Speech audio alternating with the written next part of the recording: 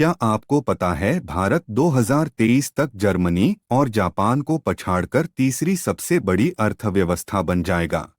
S&P global market intelligence ने अपनी report में कहा कि भारत दुनिया की पांचवी सबसे बड़ी अर्थव्यवस्था है और 2030 तक जापान की जीडीपी के साथ साथ जर्मनी को भी पार कर दुनिया की तीसरी सबसे बड़ी जीडीपी बनने की संभावना है। सिर्फ इतना ही नहीं, जापान को पछाड़कर भारत एशिया की दूसरी सबसे बड़ी अर्थव्यवस्था भी बन जाएगा। चलिए समझते हैं कैसे।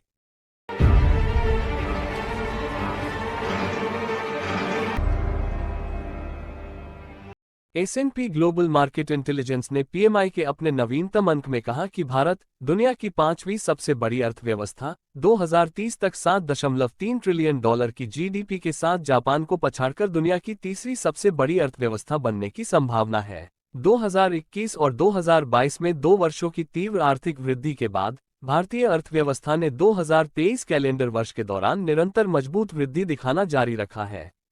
मार्च 2024 में समाप्त होने वाले वित्तीय वर्ष में भारत का सकल घरेलू उत्पाद जीडीपी 6.2-6.3% बढ़ने की उम्मीद है, जो इस वित्तीय वर्ष में सबसे तेजी से बढ़ने वाली प्रमुख अर्थव्यवस्था होगी।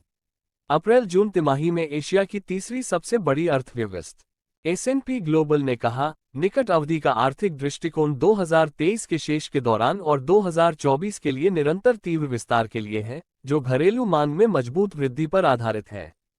पिछले दशक में भारत में प्रत्यक्ष विदेशी निवेश प्रवाह में तेजी भारतीय अर्थव्यवस्था के लिए अनुकूल दीर्घकालिक विकास दृष्टिकोण को दर्शाती है, जिसे युवा जनसांख्यिकीय प्रोफाइल और तेजी से बढ़ती शहरी घरेलू आय से मदद मिली है। अमेरिकी डॉलर में मापी गई भारत की नामात्र जीडीपी 2022 में $3.5 ट्रिलियन से बढ़कर 2030 तक $7.3 ट्रिलियन होने का अनुमान है।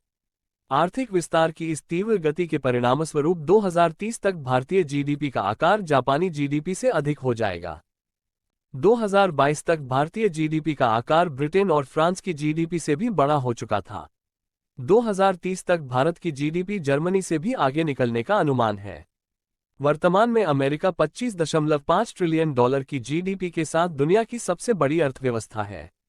ये दुनिया की जीडीपी का 1/4 हिस्सा बनता है। चीन लगभग $18 ट्रिलियन के सकल घरेलू उत्पाद के साथ दूसरी सबसे बड़ी अर्थव्यवस्था है, जो विश्व सकल घरेलू उत्पाद का लगभग 17.9% है। वहीं जापान $4.20 ट्रिलियन जीडीपी के साथ तीसरे स्थान पर है। इसके बाद जर्मनी $4 ट्रिलियन जीडीपी के साथ है।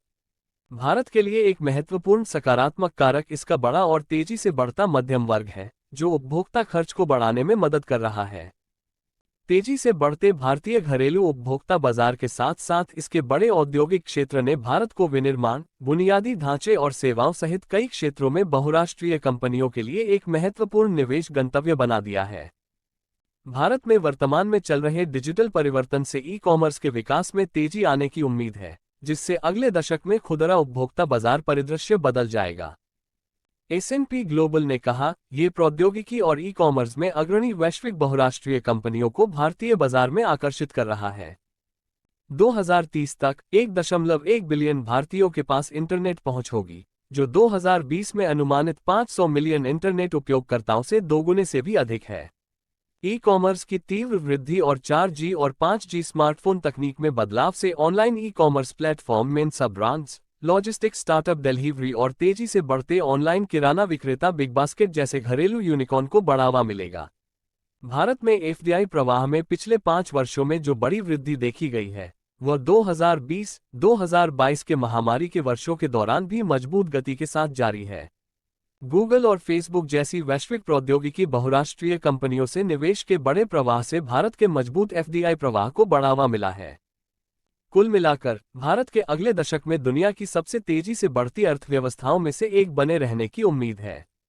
ये भारत को ऑटो, इलेक्ट्रॉनिक्स और रसायन जैसे विनिर्माण उद्योगों से लेकर बैंकिंग, बीमा, परिसंपत्ति प्रबंधन, स्वास्थ्य देखभाल और सूचना प्रौद्योगिकी जैसे सेवा उद्योगों सहित उद्योगों की एक विस्तृत श्रृंखला में बहुराष्ट्रीय कंपनियों के लिए सबसे महत्वपूर्ण दीर्घकालिक विकास बाजारों में से एक बना देगा।